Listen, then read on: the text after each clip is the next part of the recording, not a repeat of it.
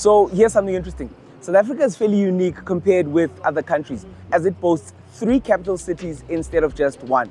And I'm in Bloemfontein, Mangaung municipality, which is one of our 3 capitals.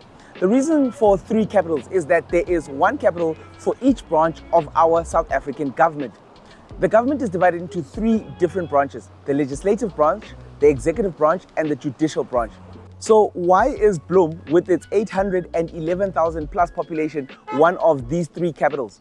Well, this city hosted the Bloemfontein Conference of 1899, which was an attempt to prevent the Second Boer War. But as history would say, those attempts failed. Ironically, Bloemfontein still has a strong military presence and importance to South Africa. Other than the military tank installation on the side of the road when you come into town, Tempe Base, one of South Africa's largest army bases in the country, is located right here in Bloemfontein, and it houses many different army regiments and divisions.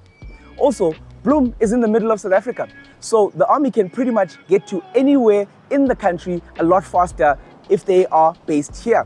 As a result, from negotiations between the British Empire and the defeated Boer republics that ended the Second Anglo-Boer War, which is now called the South African War because a lot more people were involved. The result of that conference was the creation of the Union of South Africa, which resulted in 3 capitals.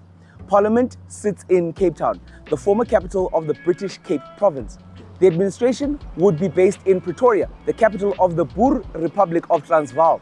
And the judiciary was based here in Bloemfontein, the capital of the other Boer Republic, the Orange Free State. That's where they got the name for the province as well. Interestingly enough, in 1912, the African National Congress was formed in this very city. But for political irony's sake, in 1914, the National Party was also formed in Bloemfontein. The political ironies just keep writing themselves. Even though Bloem is the judicial capital of South Africa and the Supreme Court is found here, the Constitutional Court was established in Johannesburg in 1994. Guys, Joburg had to get something, okay? When it comes to the economy, the private sector mainly drives Bloemfontein's business sector. Bloem's share of national GDP, employment and population is the lowest among the benchmarked group of South African and Southern African cities, falling just below the city of Gqeberha, the former Port Elizabeth. Mangaung's economy is the largest contributor of GDP of the Free State province. They bring in around 98.1 billion rand, or around 1.8% of share of GDP. And it's also one of the most diversified economies. Between 2008 and 2017, Mangaung Metropolitan Municipality had an average of 2.3% economic growth rate. Now, I'm not sure what they're growing at right now, but it's likely a little bit lower. But as a boys' school product from one of the biggest black Springbok producing schools, Dale College, I would be amiss not to mention one other thing that Bloem is really famous for. The city is home to the most decorated sports and academic high school in Africa, Grey Bloem. Not the Siya Kolisi one, the Bloem one. And this great school has produced 45 Springboks since its inception in 1855. Among them, World Cup winners such as Ruan Pienaar, Frans Steyn, Bismarck and Jannie du Plessis, and recently Kobus Reinach. Officially known as Grey College, the school is ranked first among high schools in Africa by Africa Almanac in 2003 and 2013, based upon the quality of education, the school engagement, strength and activities of alumni, the school profile, internet news and visibility.